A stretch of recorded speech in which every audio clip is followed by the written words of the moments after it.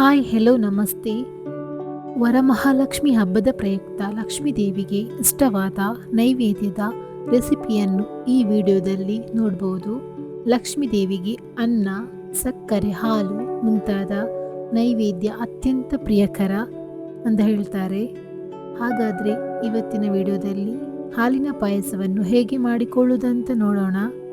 ಮೊದಲಿಗೆ ನಾನಿಲ್ಲಿ 1.5 ಲೋಟದಷ್ಟು ಗಂಧಸಾಲೆ ಅಕ್ಕಿಯನ್ನು ನೀರಿನಲ್ಲಿ 2 ಬಾರಿ ತೊಳೆದು ಅದನ್ನು 1 ಗಂಟೆ ನೆನೆಸಿಡಬೇಕು.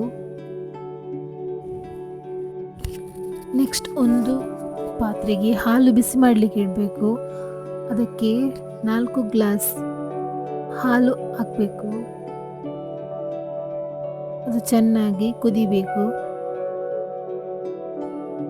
ನಂತರ ಅದಕ್ಕೆ 1 ಗ್ಲಾಸಷ್ಟು ನೀರು ಕೂಡ ಆ್ಯಡ್ ಮಾಡಬೇಕು.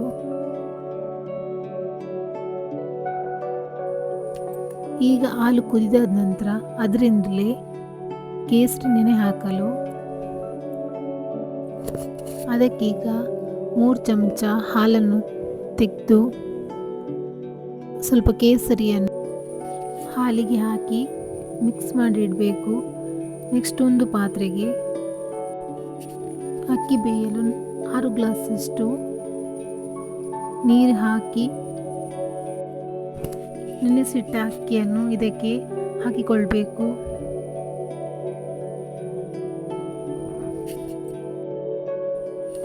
ಈ ಗಂಧಸಾಲೆ ಅಕ್ಕಿಯಲ್ಲಿ ಪಾಯಸ ಮಾಡುವುದಂತ ಹೇಳಿದರೆ ಅದರ ಪರಿಮಳವೇ ಬೇರೆ ಇರುತ್ತೆ. ಇನ್ನು ಇದು ಸರಿಯಾಗಿ ಬೇಯಲಿ.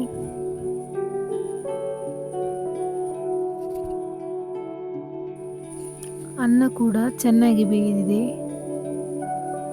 ಒಮ್ಮೆ ಮಿಕ್ಸ್ ಮಾಡಿಕೊಳ್ಳೋಣ. ನಂತರ ಇದಕ್ಕೆ ಬಿಸಿ ಮಾಡಿದ ಹಾಲನ್ನು ಆ್ಯಡ್ ಮಾಡಿಕೊಳ್ಬೇಕು. ಈಗ ಸರಿಯಾಗಿ ಮಗುಚಿ ಕುದಿಸಿಕೊಳ್ಬೇಕು.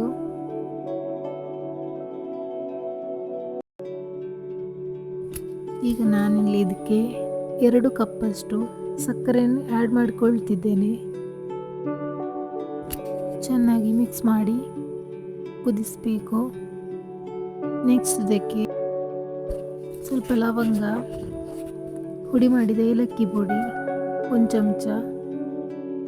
ನೆಕ್ಸ್ಟ್ ಒಗ್ಗರಣೆಗೆ ಪಾಯಸಕ್ಕೆ 4 ಚಮಚ ತುಪ್ಪ, ಕಟ್ ಮಾಡಿದ 2 ಚಮಚ ಗೋಡಂಬಿ, 2 ಚಮಚ ಬಾದಾಮ್ ಇಷ್ಟನ್ನು ಆ್ಯಡ್ ಮಾಡಿ ಫ್ರೈ ಮಾಡಬೇಕು.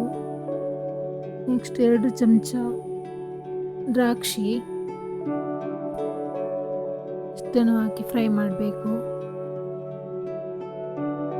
ನೆಕ್ಸ್ಟ್ ಪಾಯಸಕ್ಕೆ ಹಾಲಲ್ಲಿ ನೆನೆಸಿದ ಕೇಸರಿಯನ್ನು ಹಾಕಿ ಮಿಕ್ಸ್ ಮಾಡಿಕೊಳ್ಬೇಕು.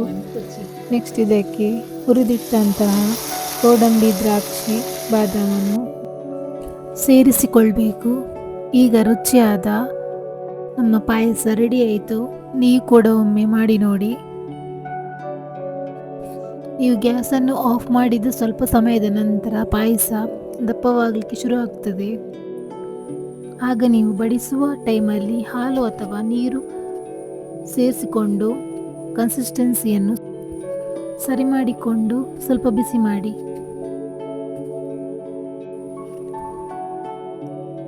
ಈ ವಿಡಿಯೋ ಇಷ್ಟ ಆದರೆ ಲೈಕ್ ಮಾಡಿ, ಶೇರ್ ಮಾಡಿ, ಸಬ್ಸ್ಕ್ರೈಬ್ ಮಾಡಿ.